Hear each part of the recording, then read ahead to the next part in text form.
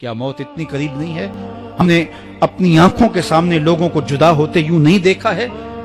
ہم کہتے ہیں اس کی خبر سنا رہے ہو موت کی، یہ تو میں نے ابھی سبزی والی دکان پہ دیکھا تھا. لیکن جب موت آتی ہے تو ایک لمحے کا تقدم اور تاخر نہیں ہوتا.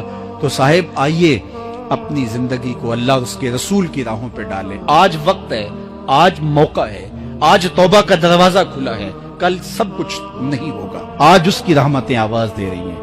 آج وقت ہے. ایک فقیر تھا، ملنگ درویش، اللہ کا بندہ. اس کی عادت یہ تھی کہ اپنے ڈیرے پہ آنے والوں کو کھلاتا، ان کو پلاتا، ان کی ضروریات کا خیال رکھتا. لیکن کو مالی آسودگیاں نہیں تھی. ہوتا یہ تھا کہ بعض اوقات لوگ آتے تو ادھار لے کر کے وہ لوگوں کو کھلا دیتا. خیر، چونکہ فقیر کا مزاج یہ ہوتا ہے کہ لوگ آئیں اس کے ڈیرے سے کھائیں. بابا بلے شاہ نے بھی کہا تھا نا، اٹ کھڑک کے دکڑ بجے تتا ہوئے چلا، آن فقیر کھا کھا جاون راضی ہوئے بلا. یہ فقیروں کا مزاج ہے. تو جو بھی آتا اس کے ڈیرے سے کھاتا اور وہ ادھار اٹھا اٹھا کے لوگوں کی ضروریات کو پورا کرتے رہتے.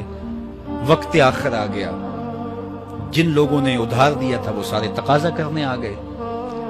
اب بابا جی کو کیا فکر لاحق ہے کہ یہ میرے مہمان اور میں ان کو کچھ پیش کرنے کی صلاحیت نہیں رکھتا. ایک بچہ تھا، وہ کچھ سامان بیچ رہا تھا، پتیسا بیچ رہا تھا یا کوئی اور چیز بیچ رہا تھا. اس نے گلی سے گزرتے ہوئے آواز لگائی، خادم کو کہے سے بلا کے لاؤ. کہا تم بیچ رہے ہو تو میرے مہمانوں کو کھلا دو. بچہ بڑا خوش ہوا کہ میں سارا دن گلیوں میں گھوم کے یہ پتیسا بیچنا تھا، اب یہ ایک جگہ ہی سارا فروخت ہو گیا تو یہ تو موج لگ گئی، میں جلدی گھر چلا جاؤں گا، میری ماں خوش ہوگی. تو سارا ان مہمانوں کو کھلا دیا گیا. اور اس کے بعد کہا بابا جی پیسے؟ کہا تم بیٹھ جاؤ، جب ان کو ملیں گے تو تجھے بھی مل جائیں گے. وہ بیٹھ گیا. 2 4 10 منٹ بیٹھا تو بچہ تھا، پھر کھڑا ہو گیا، بابا جی پیسے؟ کہا جب ان کو ملیں گے تو تجھے بھی مل جائیں گے. پھر آدھا گھنٹہ گزرا تو پھر اس نے کہا بابا جی پیسے؟ میری ماں میرا انتظار کر رہی ہے، ہمارے گھر کا چولہا اسی سے جلتا ہے، میں یہ پیسے لے کر جاؤں گا اور میری ماں کوئی ہنڈیا خریدے گی اور ہم شام کا گھر کا کوئی سلسلہ کریں گے.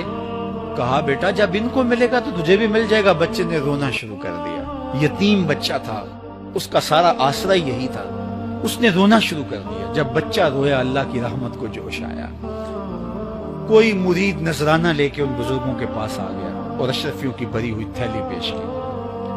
وہ اتنے پیسے تھے کہ اس بچے کو بھی دیے، جتنے لوگ آئے تھے سب کا قرض چکایا. کہا جاؤ گھروں کو. تو سب نے کہا بابا جی ہم صبح سے بیٹھے ہوئے تھے تو یہ نذرانہ دینے والا صبح سے نہیں آیا تو اب کیسے آ گیا؟ کہا صبح سے تمہارے اندر کوئی رونے والا نہیں تھا، ایک رونے والا آیا تو باقیوں کا بھی کام بن گیا. بعض اوقات کسی ایک شخص کی وجہ سے باقیوں کی خطائیں بھی معاف ہوتی ہیں. آج ہم اجتماعی طور پہ تا حد نظر اندر باہر اوپر نیچے اتنے لوگوں کے ہجوم میں اللہ کی بارگاہ سے یہ توقع رکھتے ہیں کہ مالک اتنے ہجوم میں کوئی ایک تو ہوگا جو تیرا لاڈلا ہوگا، کوئی ایک تو ہوگا جو تیرا بہت قریبی ہوگا، کوئی ایک تو ہوگا جس پہ تیری رحمتیں برسیں گی. تو مالک اس کے صدقے سے ہماری خطائیں بھی معاف کر دے، ہمارے گناہ بھی معاف کر دے. کوئی ایک رونے والی آنکھ مل گئی تو باقیوں کا بھی کام بن جائے گا. اٹھ فریدا ستیا تے میلہ ویکھن جا، وت کوئی بخشیا مل جاوے تے توں ہی بخشیا جا. میرے مالک ہم سب کی خطائیں معاف کر دے، ہم سب سے درگزر فرما اور ہم سب کے باطن کو ستھرائیاں دے دے، ہمارے اندر کو پاکیزگیاں دے دے. بہت وقت میں نے اور آپ نے صاحب گزار لیا، تیزی کے ساتھ زندگی بیت رہی ہے. میں اگر اپنے آپ کو دیکھوں تو میری زندگی کتنی بہاریں کاٹ چکی ہے. اگر آپ اپنے آپ کو دیکھیں، کوئی 60 سال، کوئی 20 سال، کوئی 25 سال، زندگی تیزی کے ساتھ گزر رہی ہے. بندہ جب سوچتا ہے کہ میں 40 سال کا ہو گیا ہوں تو آگے میری زندگی کے اگر 30 سال بھی ہیں تو 30 سال تو کافی ہیں، لیکن وہ پیچھے اگر پلٹ کے دیکھے تو 40 سال یوں گزر گئے جس طرح چٹکی بجائی جاتی ہے. جب چٹکی بجانے کے وقت میں 40 سال گزر گئے محسوس ہوتے ہیں تو جو باقی 30 سال اگر ہوئے بھی وہ تو گمان ہے میرا، وہ تو گمان ہے آپ کا. ہمیں تو ایک سانس کا بھی نہیں پتا.